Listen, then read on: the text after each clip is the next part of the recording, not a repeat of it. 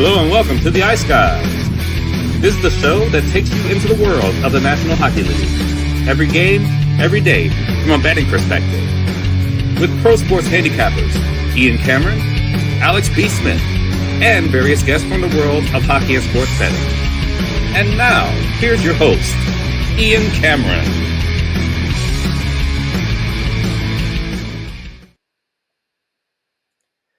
Welcome to the Ice Guys, Thursday, October 23rd. Ian Cameron, Alex B. Smith with you, ready to break down, analyze a big Thursday card. A little earlier than usual today. We have an appointment to leave in about an hour from now. If I'm going to get there on time, I've got to leave in about an hour. So we're going to rip through it, get the track shoes on.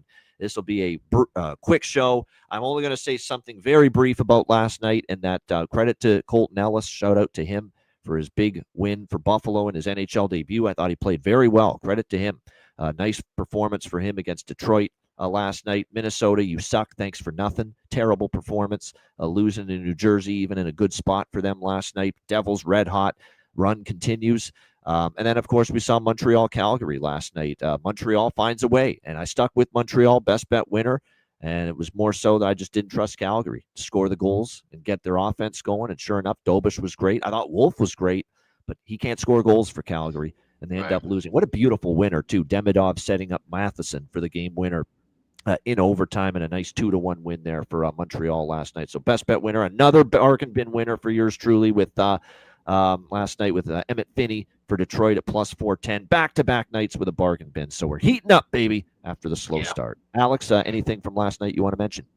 Yeah, good stuff. And like you said, those kind of games are why Dustin Wolf's so valuable to Calgary. Yes, they lost, but to get to overtime, he made some big-time saves to get his team back in that game and then get the goal late in the third period.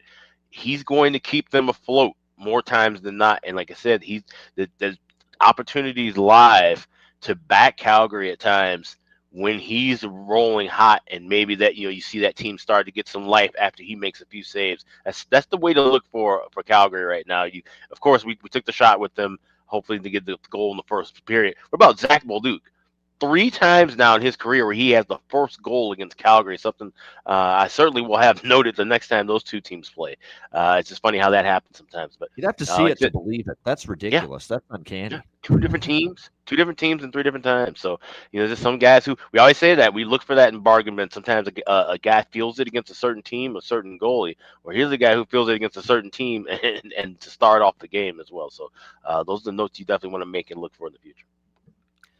All right, on we go to Thursday, a big card. Looking forward to it. And we will begin with the Chicago Blackhawks taking on the Tampa Bay Lightning. We've got Tampa Bay minus 320, home favorites, 6 the total in this game. It kind of feels like, and I just did the show with Jimmy the Bag, he really likes Tampa in this spot. I don't agree. I get it. They're off. They've been off for a bunch of days. They've had to stew on this little skid that they've been on, including the most recent loss to Columbus. They're going to have Nikita Kucherov back, and trust me, he's a difference maker because this team hasn't been firing on all cylinders offensively this season. But Chicago's been just getting better and better each game. They've actually played Tampa Bay very tough. They've won 2 in a row in Tampa, in Amalie Arena against this team. Spencer Knight and net's been great.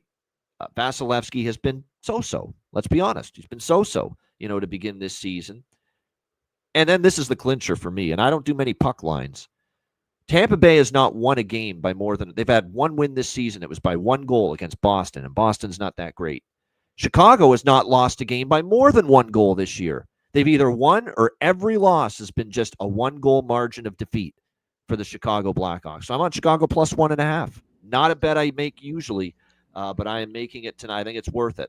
Given these trends, given the Chicago's been right in every game. So I'm on Chicago plus 1.5, plus 105. Dabble on the money line small, but primarily on the puck line, plus 1.5, plus 105 here on the Hawks. Alex, Blackhawks, Lightning. Yeah, it's funny. When this opened yesterday, shout out to Terry Edelman. He messaged me. He goes, "What's with this line? Why is Tampa Bay favored so highly? And at first I'm like, maybe the bookmakers thought that this was a Tampa and then swinging to Florida and that this would be a Soderblom start. But I'm like, even then, that still wouldn't warrant. Where we're seeing now plus 280 on the Hawks. So I grabbed plus 250 yesterday with Hawks money line. I grabbed the plus 1.5 at plus 105. You can still get plus money at many books. Getting the puck and a half. Like I said, the Hawks have been involved in every game. They haven't lost by margin. Tampa hasn't won by margin. And Tampa sucks. Let's just call it like it is. Tampa is not that good right now. Like this is problematic. This isn't just it's a blip in the road and it's a slow start. Like I said, I didn't like their form for most of the parts of last year. And now you start off like this, especially when you know you have Florida and other teams a little bit weaker in your division, and you have this is the time, an opportunity to spring forward. Even with Kucherov, they still should have been playing better hockey. I just think this is maybe not that good of a hockey team now. So give me the Hawks here, puck line and money line, and my bargain bin coming for this game. All right, there you go. A little tease for later. The bargain bin coming from this game for Alex with the Blackhawks and the Lightning. Good stuff. All right, next up, we've got Philadelphia, Ottawa. Ottawa minus 150 home favorites, 5.5 the total here in this game. By the way, as far as props go for me, I'm going back to the well with Mr. Nazar. What? Not a shock, by the way, with that Blackhawks game. This one, Flyers and Senators.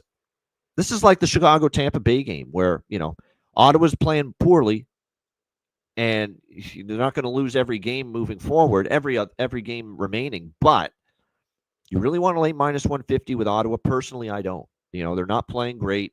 They've obviously missing Brady Tkachuk more than we thought.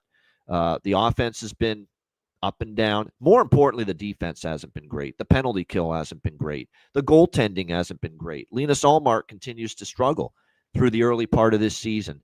And then Philadelphia is coming in here, a very good homestand. They beat some good teams. Rick Tocchet's got them playing hard, playing well away from the puck. The work ethic's been there. The defensive team structure's been there. The penalty kill's been good.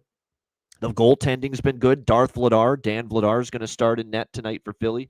Live dog, in my opinion. The form does not match where this price is for both of these teams right now. So my one concern, and I said this earlier with Jimmy on his show, Philadelphia, 1-10, I believe, in their last 11 road games dating back to last year. So that's the one concern I do have. I mean, we're backing a team on the road that hasn't had a great deal of road success going back to last year. But Philadelphia did win in Ottawa, one of their trips to Ottawa against the Senators last year. And Ottawa, just to me, is in form that does not make me that does not appeal to me at this kind of a price, minus 150. So I'm on Philly here, plus 130. Alex, Flyers, Senators. Small piece on Philly money line plus 130. Larger parlay on Philly with over 4.5, and I'll be waiting for over 5.5 in game. All right, there we go. Pinto, I do like Pinto to score a goal, even though I like Philly in this game, of course. Doesn't mean you can't bet props on the other side. So Shane Pinto, as far as a goal prop for the Ottawa Senators in this game. As far as the Philadelphia Flyers are concerned, it's been impressive with Philadelphia, at least in the early part of the season, is that, it's been different guys every night. It hasn't been the same players every single time that have been coming through for this hockey team, which is good. It's really what you want to see as far as that's concerned. And, Brink stepped up on times, Forster. There's been a bunch of different members of this Flyers team that have made, offensive impacts, that have made a difference, at that end of the ice here early in the season. And, going into this game tonight, Owen Tippett scored in 3 straight games. Noah Cates has scored in 2 straight games for Philadelphia. So I think those 2 guys in particular are worth a shot here as far as props. Red Wings Islanders. We've got the Islanders minus 140, home favorites, 6 the total. You know what I'm betting here. Islanders, we've talked about it all season. It's been a nice theme for me. It's been a cash cow for me. Overs in Islanders games, 6-0 to the over this season. Every Islander game, 6+ goals. 4 of the 6 Islander games, 7 goals or more. Now, here's the one caveat to all this. Detroit's been an under machine lately, and Todd McClellan's got them playing good defense. And Talbot and the guy that started, Gibson. Geez, I blanked on the name. Talbot and Gibson. They played solid in net. And Gibson, after a tough first game, has played a little bit better. Talbot's played well lately, and we're probably going to see Talbot here, yes, on the back-to-back after it was Gibson last night. The Islanders, we've talked about all season. They're moving the puck better from their own zone. Their offense is certainly improved. They're scoring more goals, but they're giving up way more goals. And outside of Matthew Schaefer's already the best defenseman they have. Pellick and Pollock aren't the same defenseman. Mayfield's not a speed skater, if you will, on the back end, and you can beat him, as far as speed and taking it to him. It's just a lot of pylons right now, quite honestly, on this Islander blue line. And like I said, that's been an issue for them early in the season. So it's been an uptick in offense, a downgrade in defense, and the perfect recipe for a team that's historically been a good under team suddenly becoming a good over team. So, yes, I'm on over 6 here.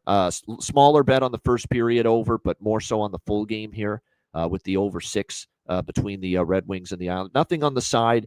Maybe a draw. I lean that way. It is the Islanders after all. I could maybe see this game going to overtime, but for me, it's just going to be the over by Fecta, gravitating more to the full game over with that. Alex, what do you think here? Red Wings, Islanders. Plus 330. I'd maybe sprinkle the draw, but what I like more, and that would probably be the only thing I'd look for pregame. In game, I like the over by Fecta. I want to get a 6, try and get that down to a 5.5, laying $1.25 if possible, and try to get plus money with that over 1.5. So yeah, those would be my 2 plays. If those are certainly my 2 plays that I'll have on Patreon for live, but I'll update and kind of teeter him about and see what I'm going to do with that draw. So I've cashed back-to-back nights with bargain bin special winners. A couple nights ago, it was Emil Heineman, New York Islanders. Last night, it was Emmett Finney, Detroit Red Wings. They're both playing tonight head-to-head in this game. So what the hell do you think I'm doing? I'm betting them to score again. Emmett Finney, Emil Heineman. The value is still good with both of them over plus 400 to find the back of the net tonight. I like Point parlay? Absolutely. If to be a little safer. Absolutely. Emmett Finney's still on that top line with Larkin. We've talked about this for several games now, and that was a nice goal going to the net. He scored last night against Buffalo. And then, of course, we've talked about Heineman getting that chance on the power play now and up on the second line right now for the New York Islanders. And that's something to think about too. If you're betting, whether it's our bargain bins or you have your own goal scorer props, but if you're seeing guys, they're coming through where maybe they got 2 assists, a night where you had a goal, or you missed a night where they scored and you didn't have a bet on them. Start tying those people together, keeping notes, and then you make point parlays. I think that's the way to kind of attack that market. Yeah, there's no doubt. It's not just, you don't just have to bet straight single standalone goal props with these players. You could definitely get 2 creative. or 3 players and knock prices down. No question. I think it's not a bad way to go about it. No doubt. So should be interesting to see how that one goes. All right, Pittsburgh, Florida. We've got the Florida Panthers minus 200 home favorites. The total here sitting at 6 across the board. Bit of an exhale and sigh of relief from Florida. That was a pretty rough road trip, losing games consecutively, but then they rescued themselves with a win against Boston to end that road trip in an emotional night. It was, I'm sure, for Brad Marchand, the former Bruin, going back to Boston. That was a great tribute they did. It really was.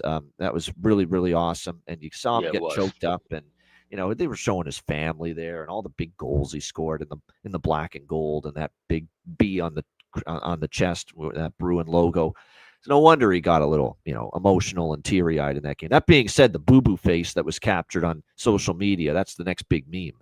There's no question about it with Brad Marchand there. That's the next crying meme that's going to hit it big now across social media, no doubt about it.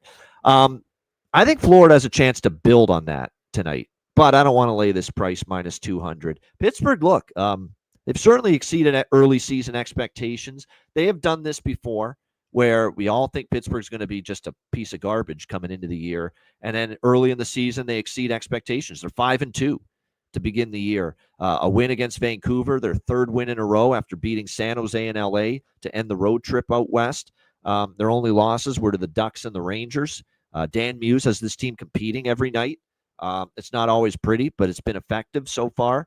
But now they're taking a bit of a step up here against Florida. And if you're Florida, I know you had lost 4 in a row, snapped the losing streak with the win against the Bruins, but you want to build momentum, I would think, if you're Paul Maurice's team. You don't want to win that game against Boston, come back home and not get the job done here. I think there's going to be some really a dialed-in approach here to look at getting some traction going. Realizing that, hey, I know we don't have Barkov Kachuk, Kulikov. We've had some injuries, but it's time to rev this thing up. So I lean Florida. I might dabble in a team total over 3.5. I probably will. Small bet. Florida Panthers over 3.5 even money. Tristan Jarry is going to be in net for Pittsburgh. Obviously, Sergei Bobrovsky for Florida, but Jarry in net. I don't think he's been nearly as good as Shilov's early in the year. Although, and I know he's coming off his best game by far, Tristan Jarry. 31 save shutout on the weekend against San Jose. But, do I trust him to keep that going? No. This is often a Tristan Jarry where when he's off that kind of a great start like he had against San Jose, you want to fade him the next time out. You don't trust Tristan Jarry to be able to get the job done like that 2 games in a row. So I'm going to dabble in Florida team total over 3.5 here around even money in this game tonight. All right, Alex will be back in a moment. In the meantime, we will continue along. We've got San Jose Sharks, New York Rangers. New York Rangers minus 280 home favorites, 6 the total in this game. I don't trust the Sharks to win this game. They're still winless. They're still searching for that first win.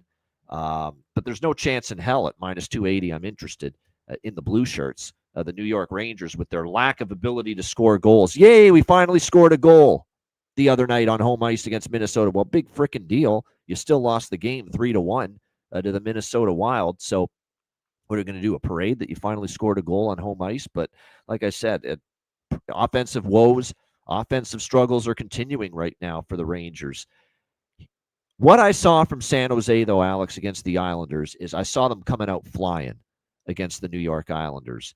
Desperate to get that first win. And I know they let it slip, and they've got defensive issues. They've got injuries back there. Mark Medulin, Lil Jagrin. We've talked about all the injuries on the blue line for the Sharks, and they can't overcome it. The goaltending's not good enough to bail them out consistently. Yeah, Askarov or Nedeljkovic, and it'll be Nedeljkovic in net tonight. But what I did see in the first 20 minutes from San Jose Sharks was urgency and real desperation to try to get this first win of the season. And sure enough, what do we see? Not 1, but 2 goals in the opening period from the San Jose Sharks. I'm taking San Jose to score in the first period tonight. Minus 114. It's a very cheap price. I don't trust them to win the game because they've found ways to lose. But I saw enough against the Islanders and that effort in the first 20 minutes, the urgency to get off the schneid.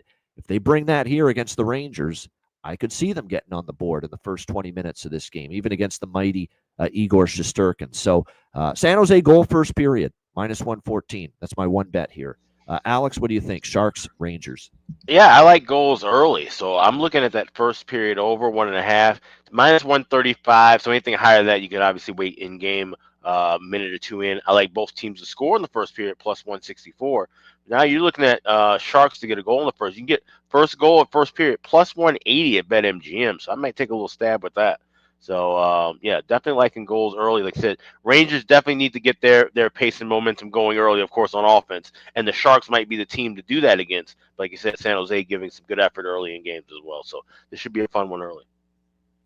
Yeah, it should be, no doubt. Like I said, the Sharks, they came to play early. Unfortunately, once the Islanders started to go bang, bang, bang with the goals there toward the end of the first period, and then they got the 3-2 lead before the end of the first period, that really took the wind out of the sails. San Jose came out of that period thinking, we got the lead. We were coming out flying, great energy, and we're down 3-2 after the first period. You must be kidding me.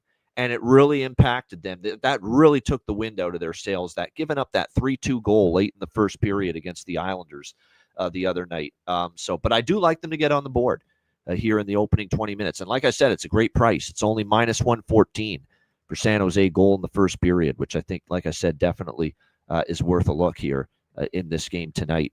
All right, next up here as we continue along, we've got was there a prop? No, there was no prop. It's not a huge prop game for me there, other than maybe Jeff Skinner. We've talked about Jeff Skinner.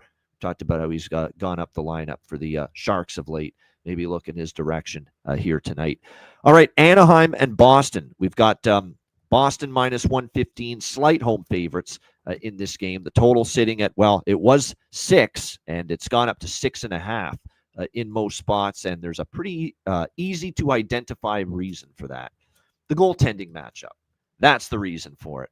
You've got Peter Mrazek and his old, the taped up groin and lower body and lower extremities, which he's been battling with for years, in net for Anaheim. And he is 1-0 did win his only start previously this season for the Ducks, but it was the San Jose game where they won 7-6. He still gave up 6 goals, but Anaheim scored 7. So what do we get from Mrazek? We'll see at this stage of his career. He's certainly going to have to play better than he did that night. But on the other side, we've got another dubious goaltender in net. Jonas Korpisalo getting the start tonight for the Boston Bruins. He hasn't started the season all that well for the Boston Bruins.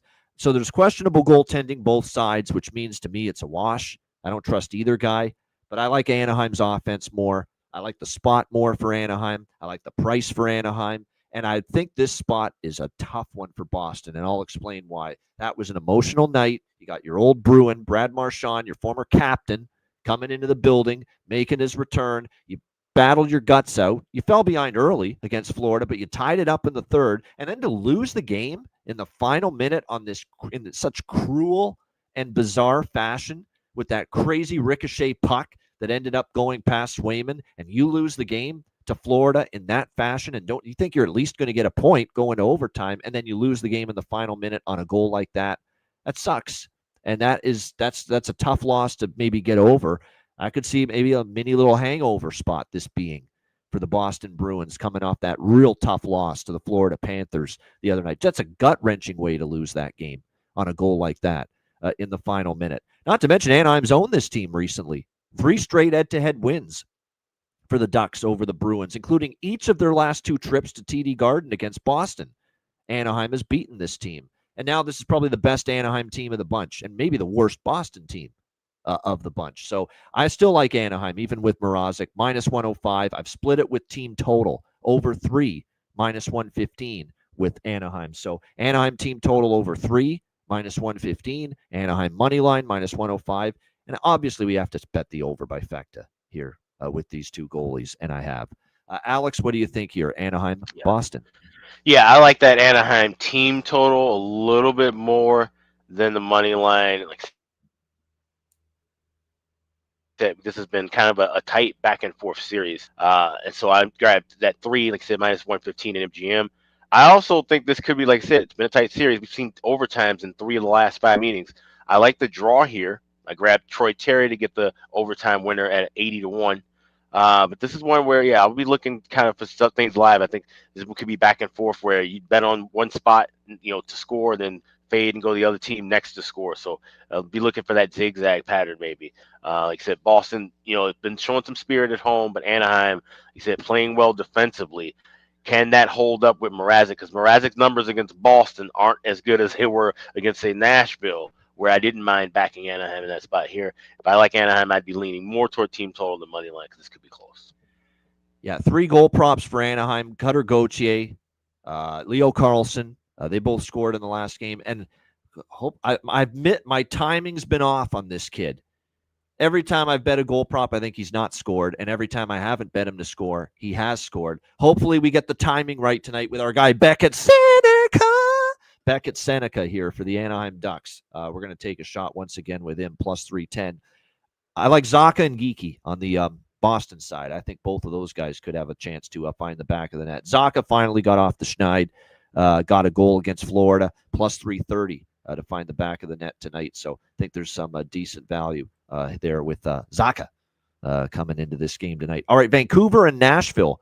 We've got pretty much even money here, minus 110, both sides. The total here, 5.5, pretty much across the board in this game. Nashville is starting to look to me, and I obviously I watched a good chunk of that Anaheim-Nashville game because Anaheim was my best bet Tuesday on the Ice Guys show, and the warning signs are out. The red alert is out again for poor Shea Walker, our good buddy, friend of the show down in Kentucky, and his Predators, because they look like mental midgets again. And here's how I come to that conclusion by watching that game against Anaheim. It was back and forth. You're playing okay, actually. It was a pretty even game. It was 2-2 at one point. Anaheim gets 2 quick ones late in the third. Bang, bang. 3-2, 4-2 toward the end of the second period. And they've got all the momentum. And they take a 4-2 lead going into the third period. From that moment on, Nashville shriveled.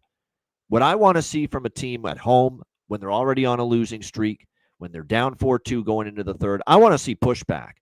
I want to see you dictate the terms. I want to see you dictate the game. Nashville didn't do it. Nashville down 4-2 in the third period at home against Anaheim. You know what the fuck they did the other night? They proceeded to get outshot 7-2 in that third period. 2 shots. 2 freaking shots on goal in the third period at home, down 4-2 in that game to Anaheim. You explain to me how that's a team you want to put your money on right now. Brutal. And they're starting to look like last year's Nashville Predators team again. Slow of foot, terrible power play, garbage, stinks. Whatever words you want to use, that Nashville power play. It is horrific again, just like it was last year. 5-on-5, not enough. Defense is, starting to, again, make mistakes, give up odd man rushes, not cover well in their own zone. UC Saros has not been as good, but again, this is more so, I think, the defense. I think Saros actually has overall played better than he to start the year than last year. There's a lot of problems I've got. I mean, that's to me not a sign of optimism when I see that. You're down 4-2 at home. You've already lost a bunch of games in a row, and you have 2 shots on goal in the third period in a game you're trailing on home ice. That's terrible. I'm on Vancouver here. Awful tough loss to Pittsburgh the other night, 5-1. Credit to Shilovs. Played well against his old team. Vancouver trying to end this road trip on a winning note after they had won the few previously before the Pittsburgh game. They won the last time they were in Nashville. Vancouver minus 110. It's just an anti-Nashville sentiment for me right now. It's not pretty what I'm seeing from them, and they're starting to look like the Preds of last year again, which is not good for the folks down in Music City. Alex, what do you think here? Canucks, Predators. Yeah, I guess you could call it dog and draw split, but it's pick 'em. So we'll go Canucks money line, but a little bit of the draw plus 330. Let's take a shot with Jake DeBrusk to get the winner in overtime. I'm seeing him at 75 or 80 to 1. All right, there we go. That's a pretty good price, 80 to 1. So that's Jake DeBrusk there. That's the overtime and game-winning goal bet, right? Correct. Yeah. There you go. Yeah. Exactly. Yeah. And somebody was asking in the chat, how do I split those? On average, unless it's a player that I really like, say like bargain bin level goal scorer, I will go 90-10. So 90% of a unit on the draw, and then 10% toward that goal scorer. No doubt. Connor Garland. I like the value with him playing with Elias Pettersson and Evander Kane. New look top line. It looks like for the Canucks, and you got him plus 250 in some spots to be able to find the back of the net. So don't mind looking in that direction as far as a prop on the Vancouver side. And we know with Garland, small in stature, but often plays big, no question. All right, Seattle and Winnipeg. We've got Winnipeg minus 220 is what it looks like here. Actually, it's upwards of minus 240 actually in some spots. So shop around. The total here sitting at 5.5 across the board in this one. I mean, if you're we're going to talk about this with Edmonton, and I think we already mentioned it with Edmonton, how they're at home for one game after a road trip tonight against Montreal, and then they're going back on the road again. How brutal that is. Schedule makers, they can't get their heads out of their asses, apparently. But nevertheless, this is another example of it. How do you put Seattle, a West Coast team, on the East Coast and changing time zones as well from the East time zone? Now it's only 1 hour going to the Central time zone. How do you make Seattle in this spot, this long 6-game road trip, put them in a spot where they have to play their 6th game in 10 nights and with travel and time zone change involved? How is 6th in 10 is what we're dealing with here for Seattle tonight. Terrible, brutal, tough as it gets. There's no question about that. Wow. And you wonder how you're seeing them struggle on this road trip right now, and it's not going to get any easier because Winnipeg, they put the friggin' anaconda grip on your neck the way they're defending right now, the way Connor Hellebuck is playing in net early in the season for the Winnipeg Jets. We've mentioned this ever since the loss in the first game of the season to the Dallas Stars. Winnipeg's won every game since then, and they have held every opponent in those victories to 2 goals or less. We have talked about that, and that's been a theme throughout the season. So you know what we're doing. We've been cashing on this now a few times in a row in spots where you like Winnipeg to win, and certainly I think that tonight, tough spot for Seattle at the end of this brutal road trip, 6th roadie in 10 nights, minus 220, no thank you. But Seattle team total under 2.5, minus 140. Yes, please. That is the approach here. So yes, team total under 2.5, minus 140 here for Seattle. Alex, what do you think? Kraken, Jets.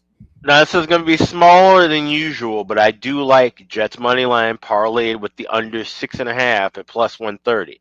The reason why it's a little bit small is because of, like you're saying, that scheduling spot with Seattle. If they're just completely gassed and have dead legs, maybe the Jets get the offense rolling, and then that under is a little bit. And it could be like a 6-1 type of deal. True. And it could be, I worry about that a bit. So that's the thing I worry about too. But if the Jets are playing their game, if it's an A+ game from them, they're going to want to shut Seattle down on defense and win this game like they've been winning 4-1, 3-1. So I will take a small piece of Jets tied with the under 6.5 plus 130. No, Perlo. It's Hellebuck. Connor Hellebuck's confirmed, not Eric Comrie tonight for Winnipeg. So just making sure that it'd be a pass Detroit, if it was a counter side. Oh yeah. So I wouldn't be on. I definitely would not be on Seattle team total. Although the Jets are good defensively, but no, Hellebuck's part of the reason. They're keeping teams to 2 or less early in the season. So, and like I said, regular season Hellebuck is fine, no issues. It's always the playoffs when it comes to him. Jonathan Davis, I do want to highlight the comment here about Detroit's back-to-back statistics: 3-8. Actually, 3-8 on the front end of a back-to-back, on front and back end of back-to-back. So the record for Detroit in either the first game of the back-to-back or the second game of the back-to-back has not been good in recent games. That is true. All right, next up, we continue along here. We've got Utah, Mammoth, St. Louis Blues. St. Louis here, minus 120. Home favorites, 5.5 the total. In this game. What a homestand for Utah. And let's give this Mammoth team credit. They're playing well right now. I'm impressed. We see what they're doing, obviously, offensively. They're getting good enough goaltending at the moment as well from Karel Vejmelka. We project Karel Vejmelka to be the goaltender here tonight, although I don't believe it's been confirmed yet. It will be Joel Hofer getting the start here tonight for the St. Louis Blues. And I know the last time we saw Joel Hofer, we all saw him get shelled and have a real tough night against the Chicago Blackhawks. But let's not forget, he was playing pretty well last year. And his first start this year, he played well as well. So I don't want to just crucify the guy for one bad game.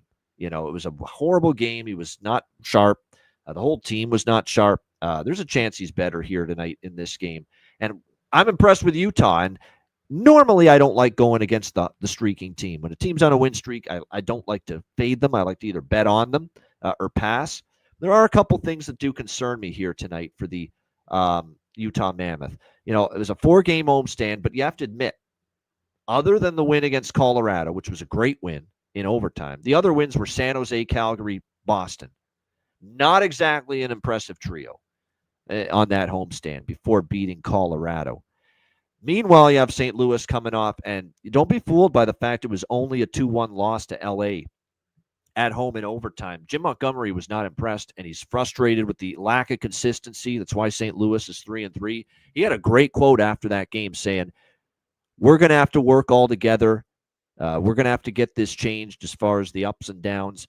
That's how you gain consistency, through communication, by holding players accountable, coaches holding players accountable, players holding coaches accountable. We're not getting the job done right now with our consistency, with effort and execution. We have to demand more of each other following that loss." And the one thing the Blues have done this year so far, despite, one good game, one bad game, they've kind of had that pattern. They have not dropped consecutive games yet this year. They have yet to lose 2 in a row. So in this buy low spot, Utah kind of riding a high and going back on the road after a perfect homestand. I'm going to take St. Louis here in this spot, minus 120 to bounce back from a disappointing setback against the Kings on Monday night. And don't forget, Utah's only 1-2 on the road this year. They've played 3 road games, and they do have a losing record. So keep that in mind. Utah's been on a nice run all at home. 3 of those 4 home games were against weak sisters of the poor, right? Sharks, Flames, Bruins. I think they're going to catch the Blues tonight in an ornery mood and in a spot where they're dialed in and focused. And the price of this, not going to get the Blues as cheap as this on most nights. So St. Louis minus 120 for me. Alex, what do you think here? Utah, St. Louis. Yeah, it's a cheap price on the Blues, and coming off of a kind of sluggish game against LA. Coming off of Joe Hofer coming off of that really bad start against Chicago at home. Think there should be some energy and momentum. Not so fast, my friend. Give me Utah here. Plus Oh, 100. wow. I think that momentum from home carries over on the road, and I think they get on all over home for tonight. So I like the Mammoth here plus 100.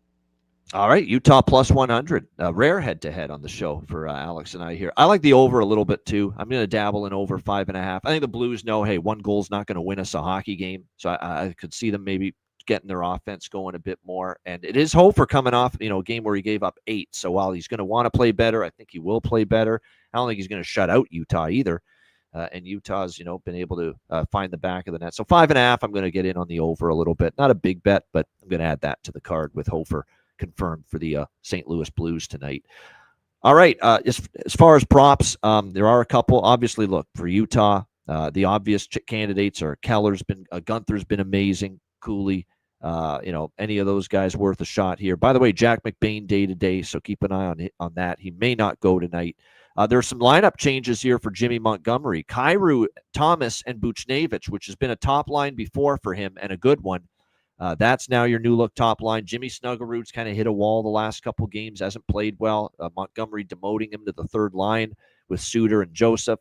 Holloway with Shen and Neighbors on your second line. So I'm going to take a shot here with Holloway and Neighbors tonight to maybe get things going. If you're going to get out of your offensive funk, those are two good candidates to do so. All right, next up, we've got L.A. and Dallas. Dallas, minus 145, home favorites, 5.5, the total in this game. I'm taking Dallas here, -1. It's just the anti-LA in me to do that. Although I'm not making this best bet material, but, Dallas has won 2 in a row at home against the Kings. The Kings, they played a little bit better against St. Louis, but let's not kid ourselves. If St. Louis stays out of the box late in that game and in overtime, maybe the Kings don't win that game. They got an overtime power play, and they were able to make good on it. But it's still a team that's not playing great. They found a way to win against St. Louis. I don't trust them again. Dallas now, here's the thing with Dallas. I am concerned. This is now 3 games in a row they've lost: Vancouver, St. Louis, and Columbus. And the Columbus game was the worst of all. They played a pretty good second period, and they were zombies in the first period. Zombies again in the third period on home ice against Columbus the other night in that 5-1 loss. And there are injuries. They do miss Matt Duchene. Matt Duchene was their leading scorer in the regular season last year, and he's out. But still, this is a team that you look at the lineup. There still should be enough offense to go around.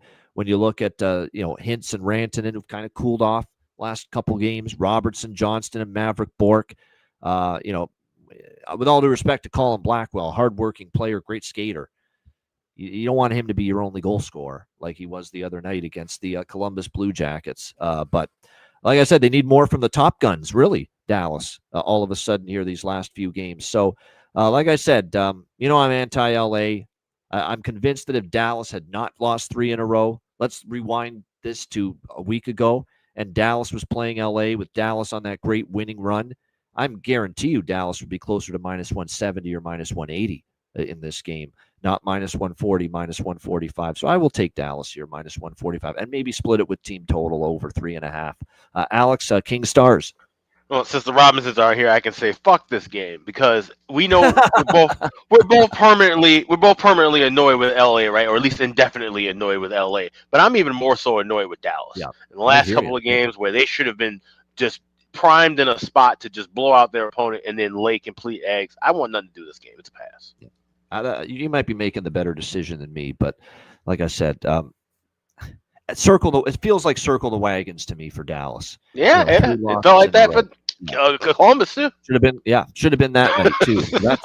No wonder you're concerned, and I agree. That was supposed to be the night where you step up after Vancouver and St. Louis. What happened, and it didn't happen. So that's a bit of a concern here. I will say this: even though I like Dallas, he finally scored up on the. And I don't understand why he's a top line center, but to his credit, he did score for LA against St. Louis in that spot. Alex Laferriere, and you're getting a pretty good price. Almost plus 500 in some spots. So do think that might be worth a look here. All right, Montreal and Edmonton. Montreal, best bet winner for me last night with their 2-1 overtime win. They'll look to follow that up here tonight against Edmonton on a back-to-back. Edmonton -230, home favorites, total 6 here in this game. it's not the greatest spot for Montreal. Obviously, it never is when you're on a back-to-back. There's worries that you have. And obviously, Samuel Montembeault is going to be in net, and he has been the inferior of the two Montreal netminders this year compared to Jakob Dobish. No question about that. But let's not act like this is a great spot for Edmonton. They had a long road trip. They've salvaged the last game of that trip, a win in overtime against Ottawa, and they come home for this one-game stopover at Rogers Place in Edmonton, and now they're back on the road again after tonight. Terrible schedule making. Can't believe that it was one of these deals that the schedule makers was one game after a long Eastern road trip and then back on the road again is just that's someone should lose their job for scheduling it like that for a team. But nevertheless, like I said, it's just remarkable. So it's not a great spot for Edmonton. Edmonton is not playing their best either. McDavid and Draisaitl have been grumbling in the media about how they need to step up and the offense is not clicking. This could be the night, though. You're back home. Montreal's sloppy and maybe a little fatigued, maybe a little bit as well defensively. And they had to defend hard last night because to Calgary's credit, even though they suck right now, Calgary played hard. Calgary outplayed Montreal at times last night, and that was a hard bring it home to the finish line defensive effort from Montreal last night, and that exerted a lot of energy. And now if the legs aren't there and Edmonton can that's when Edmonton can pounce with two of the best players in the sport like Draisaitl and McDavid, when you're tired and you're making some mistakes. And again, Montembeault has been worse in net so far this year than Dobish. So I'm going to go over here 6 in this game. I just think it's an over spot. Edmonton can get their offense kind of going back on track, and I think Montreal can chip in offensively as well because there's no issues offensively with the Habs. They have certainly looked good at that end of the ice. Caulfield, Slavkovsky, Demidov, what a setup to Matheson for the overtime winner. I'm also going to take, though, Montreal. I don't know what it is, but I'm on 2 + 1.5 puck lines tonight, and I'm going to take Montreal + 1.5. I know they're the team on the back-to-back, but are we trusting Edmonton to win by big margins right now? Again, Montreal just keeps finding ways night in and night out. So I'm going to dabble, too, in the money line, but like with the Chicago game, primarily more so on the puck line here with the + 1.5. You can get that at -130 here with Montreal and full game over as well. Alex, what do you think here? Canadians, Oilers? Yeah, I'd lean with that puck line, the + 1.5, and I think that's a good play because I like the draw. I grab +350 here. I do not have a game-winning goal scorer prop because I don't know who's, like I said, these are two teams that are so dangerous in overtime. You have McDavid and Draisaitl. You have Caulfield. You've got a lot of guys who can put the puck in the net. So I just have strictly the draw in this spot. But I am going to go with 60-minute correct score, 3-3 tie at +13-1. I'm adding that draw because I'm just looking at it now. Montreal overtime last night, Edmonton overtime in their last game against Ottawa, and 3 of the last 4 head-to-head meetings have gone past regulation with Canadians and Oilers. So I'm on that too. I'm adding that. That's a good draw spot.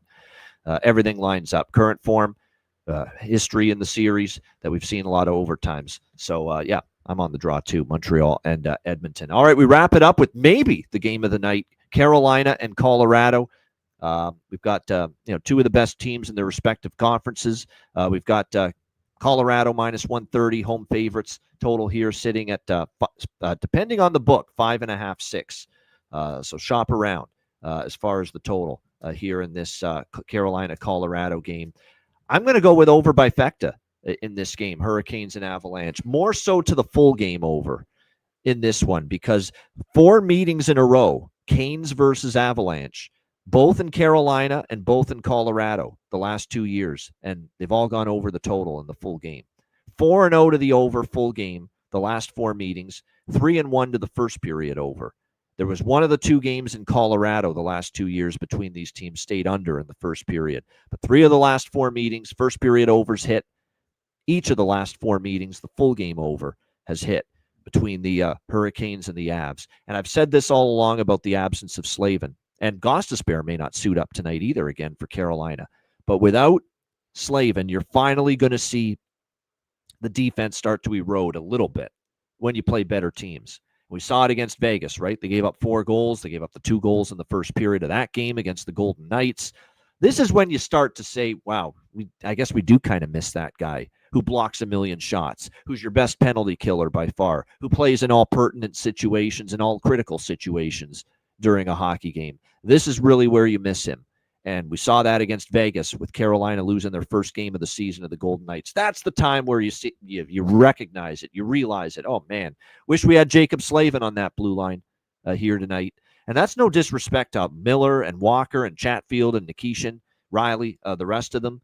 But you just can't fill the role and the minutes that Jacob Slavin plays on that blue line for Carolina. And we finally saw the defense, like I said, stumble a bit against Vegas. And it's not going to get any easier here because we know Colorado, especially at home, can put the puck in the net. So I think Colorado, will be able to have some offensive success. But Carolina, we talked about it, how good their offense has been. Not so much against Vegas. They only got, obviously, the one goal in that 4-1 loss.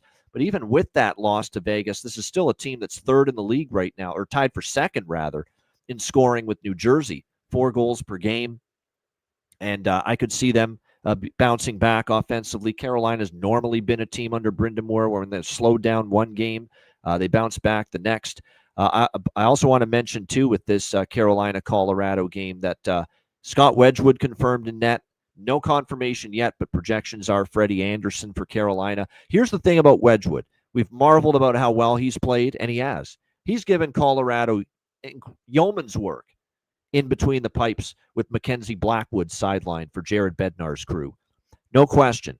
But more games under his belt now, more opportunity to dissect tendencies and weaknesses by opposition, and you wonder if he's going to keep this level of play going indefinitely. And we saw Utah beat him the other night, 4 goals in that 4-3 overtime win against Scott Wedgwood in Colorado. I think as he plays more games, the opposition may start to have more success and more idea of, hey, how do we get to this guy?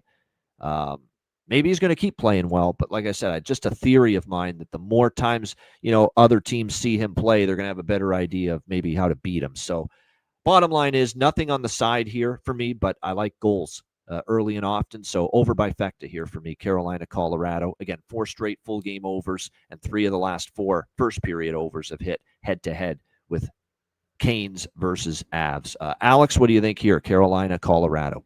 You mean Whalers versus Nordiques tonight? Yeah, because they'll be rocking those fantastic uniforms. I cannot wait to watch this game. It will be visually stunning, if nothing else. But I do think it is, and they look beautiful. I would certainly have to get a Nordiques jersey added to my rotation, but once they're back in stock, of course. That's been a disaster. But I like the over by Fecta here as well. Minus $1.25 for everything. Minus 25 for over 1.5.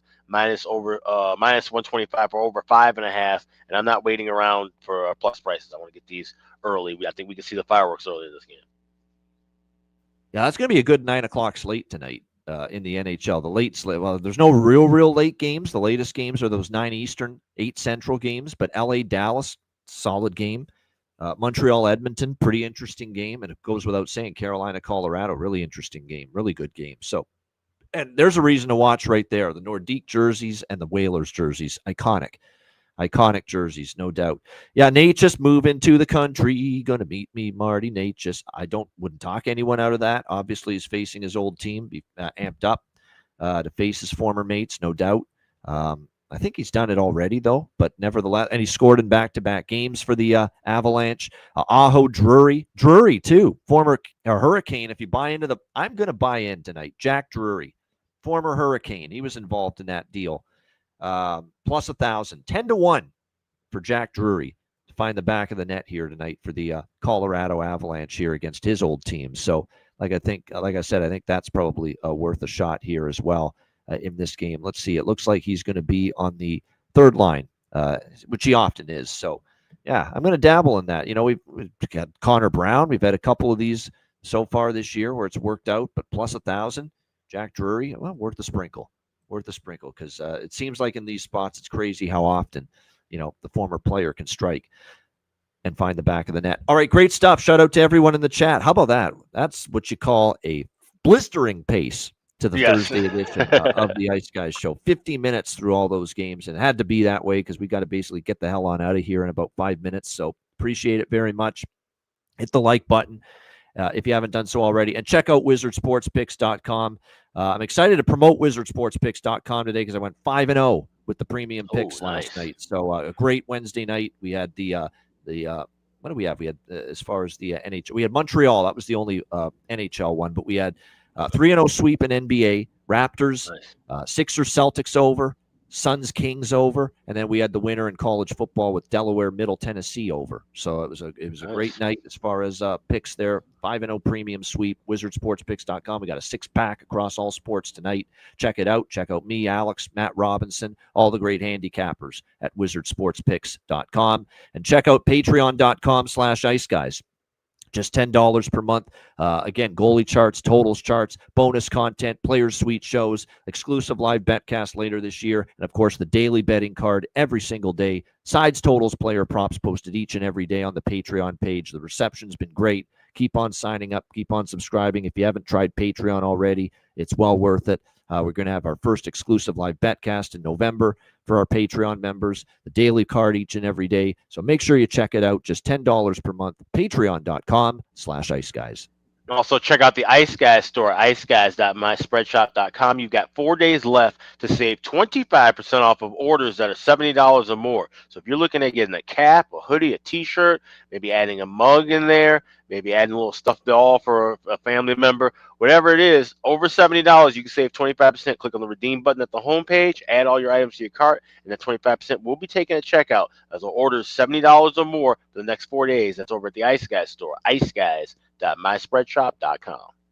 All right, there he is. Matty Rob's in the chat. Yeah, he's on Fridays now with us for one of his days of the week because he's doing practice for Nevada, Reno there. But yeah, he'll be on tomorrow. He loves a lot of the picks. He says he's got a 3-pack at Wizard Sports Picks. Check him out. Give Matty Rob some love and some support as well. He's got a 3-pack of NHL on the website as well. So make sure you check that out. He'll be with us tomorrow on the Friday show. All right, bargain bin special of the night, best bets coming up right after we hear from our great Ice Guy sponsors.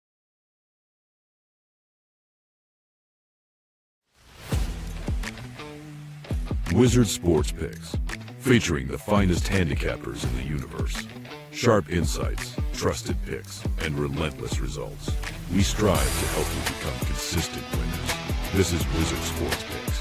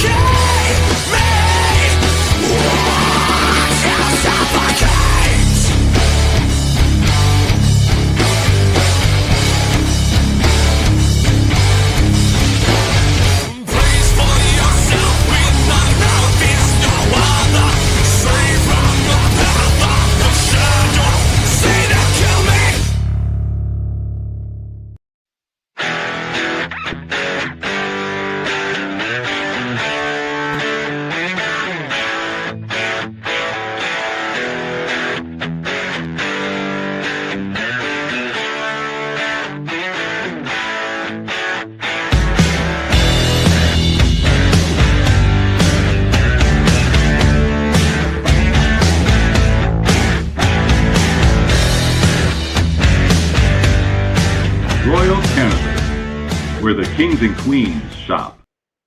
All right, check it out, RoyalCannabisShop.com, 20% off, promo code Ice Guys. Bargain bin special of the night. I'm starting to heat up. We're looking for our third consecutive night with a bargain bin special winner, so the pressure's on. But first, start with Alex, as always, bargain bin special.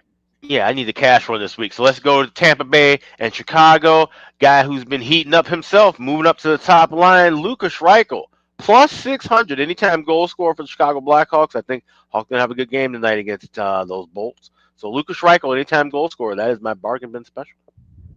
All right, there we go. Lukas Reichel for Alex B. Smith with the bargain bin special for this Thursday card. I'm going to go with 2 once again, which has been the norm of late, especially on a big card like this. I'm going to take a shot that I can hit lightning in a bottle twice with Emmett Finney. I'm going right back to him again tonight at plus 430. For the Detroit Red Wings. Like I said, he's been heating up. He's found chemistry with Larkin. And then I'm going to go to that big one I talked about in the late game, Carolina, Colorado. I'm taking that leap with Jack Drury for Colorado. Plus 1,000 against his old team, the Carolina Hurricanes. So there you go. Emmett Finney plus 430 for Detroit and Jack Drury for the Colorado Avalanche. plus 1,000, 10-1 for my 2 bargain bin specials for this Thursday night. All right, best bets. Alex, what do you like for best bet? Yeah, go back to that Hawks and Bolts game, and like I said, this number is just super duper inflated. This is a good spot for the Hawks, but you don't have to bet them on the money line. Take the puck line, plus 1.5. Still get plus money in many books. I got plus 105. I saw it as high as plus $1.08. So we will go puck line with the Hawks. It's the best bet for tonight. All right, there we go. Chicago Blackhawks plus 1.5 on the puck line for Alex B. Smith with his best bet. My best bet, let's go to that Carolina-Colorado game. Over 5.5, minus 130. 4 straight overs, full game between these two teams. And now no Slavin. I think this is where you start to see the defensive foundation, not crumble, but, struggle just a little bit. And I think Carolina, after only potting 1 goal against Vegas the other night, they stepped things up offensively here tonight as well, and we get to that 6 mark in Denver. So Carolina, Colorado, over 5.5, minus 130 for my best bet here for this Thursday card. That's a wrap. It's one of the quickest shows we'll do, especially for a big slate like this. Great stuff. A shout out to everyone in the chat. Hit the like button on the way out. A reminder, the Ice Guys is live 7 days a week. If you can't watch the show live, download the Ice Guys podcast in audio form on all major podcast platforms. For Alex B. Smith, I'm Ian Cameron. Have a great Thursday night. Enjoy the games and good luck. And we are back Friday, 2 p.m. Eastern for another edition of the Ice Guys.